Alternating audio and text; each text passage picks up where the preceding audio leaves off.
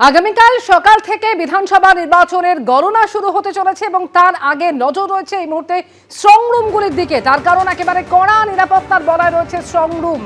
ক্ষুদিরাম অনুশীলন কেন্দ্র, যেখানে গত দুদিন ধরে আমরা দেখেছি একাধিক সময় উত্তেজনা তৈরি হয়, কখনো তৃণমূল প্রার্থীরা অবস্থানে বসেন, আবার কখনো ব্যালট বাক্স ভেতরে ঢোকানো নিয়েও উত্তেজনা তৈরি হয়। আজ সকাল থেকে সেখানে ঠিক কি ছবি, কতটা নিরাপত্তার কড়াকড়ি, সরাসরি জানবো। অনির্বাণ বিশ্বাস সরাসরি আমাদের সঙ্গে রয়েছেন। অনির্বাণ, নিরাপত্তার একেবারে বজ্র আঁটুনি, অতন্ত্র প্রহরার মধ্যে রয়েছে ক্ষুদিরাম অনুশীলন কেন্দ্র।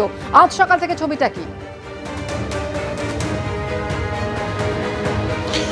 অমৃতা, একদমই রাত পোহালেই 293 যে বিধানসভা আসন, সেই আসনের ভোট গণনা শুরু হবে। কিন্তু তার আগে এই যে ক্ষুদিরাম অনুশীলন কেন্দ্র তুমি দেখতে পাচ্ছ, যে ক্ষুদিরাম অনুশীলন কেন্দ্র কিন্তু ভোট মেটার ঠিক পরের দিন যখন স্ট্রং রুম সিল হয়ে গিয়েছে, তারপরে আমরা দেখেছিলাম যে এখানে কিন্তু বিজেপি এবং তৃণমূল একেবারে তারা মুখোমুখি হয় এবং তার সেখানে কিন্তু বিশৃঙ্খল পরিস্থিতির সৃষ্টি হয়। পরবর্তী সময় পুলিশের তরফে এখানে নিরাপত্তা বাড়ানো হয়েছে, গার্ডরেল বসানো হয়েছে। তুমি দেখতে পাচ্ছ কেন্দ্রীয় বাহিনীর যারা জওয়ান রয়েছে তারা একেবারে সামনের সারিতে কিন্তু অতন্ত্র প্রহরীর মতো দাঁড়িয়ে রয়েছে এবং যে ব্যারিকেড, সেখানে ভেতরে কেউ প্রবেশ করতে গেলে যদি কেউ যে ডিসপ্লে জোন রয়েছে সেখানে যদি কোনো ক্যান্ডিডেট বা তার যদি কোনো চিফ ইলেকশন এজেন্ট ভেতরে প্রবেশ করতে চান, প্রত্যেকের কিন্তু পরিচয়পত্র সেগুলো কিন্তু দেখা হচ্ছে।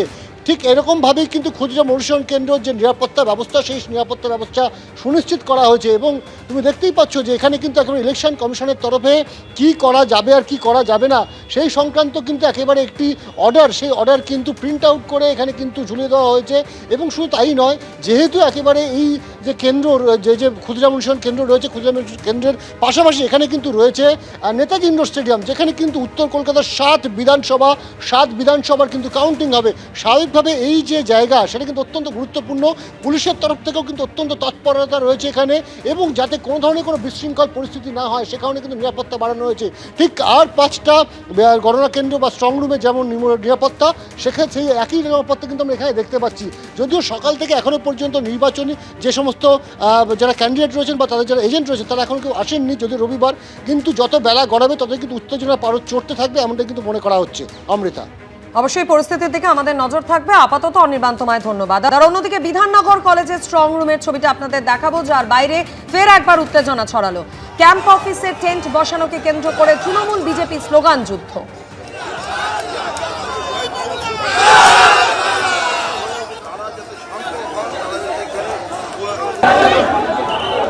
গতকাল রাতের ছবি দেখতে পাচ্ছেন। জয় বাংলা স্লোগান দেওয়া হয় তৃণমূলের পক্ষ থেকে, আর পাল্টা জয় শ্রীরাম স্লোগান দেন বিজেপি কর্মী সমর্থকরা।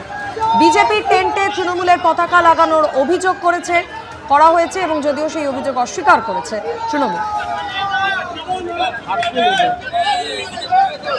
আমরা ওখানে দুখানা ক্যাম্প বসিয়েছি 3:30, পুলিশকে ইমেল করে জানানো আছে ওখানে ক্যাম্প 115, এখানে ক্যাম্প 116, আর ওদিকে ক্যাম্প 117, 3টে বিধানসভা একটা করে প্যাকোটা। তৃণমূল কংগ্রেস এসে আমাদের ক্যাম্পে ওদের ঝান্ডা লাগিয়ে দিল। সামনে পরাজয় দেখছে, ওদের না ডুবন্ত মানুষ, খড়কুটো দেখলেই ধরে নিচ্ছে, ওদের অবস্থা খুব খারাপ। আমাদের তৈরি ক্যাম্পে ওরা ঝান্ডা বসাচ্ছে, সেটা আমরা মেনে নেব না। আমরা বলছি এটা কোনো ট্রেন কারোর ছিনকে করলো, আমাদের লোকেরা বলছে এটা আমাদের ট্রেন। কার ট্রেন কাকে ডিটারমাইন্ড হবে, কে কাকার পারমিশন? সিআরপিএফ এসে ভরসা লাগে, ওদের তো সিআরপিএফই ভরসা। আমরা তবু চাই না, যেহেতু আমরা সবাই লোকালি বাস করি, এক জায়গায় পিস রেস্টোর হোক, এটা আমরা চাই। এটা আমরা অ্যাজ এ সিনিয়র পলিটিশিয়ান হিসেবে আমি চাই যে ব্যাপারটা শান্তিপূর্ণ হতে হবে। আমাদের নিতাইবাবু কথা বললেন, আমাদের সাথে কথা হলো, ঠিক আছে ওরা আজকে এখানে থাকবে, কালকে আমরা এ করবো। যদি ওরা কোনো ক্যাম্প পারমিশন নিয়ে থাকে আমরা সেটা নিশ্চয়ই এ করে দেবো। এবিপি আনন্দ, এগিয়ে থাকে, এগিয়ে রাখে।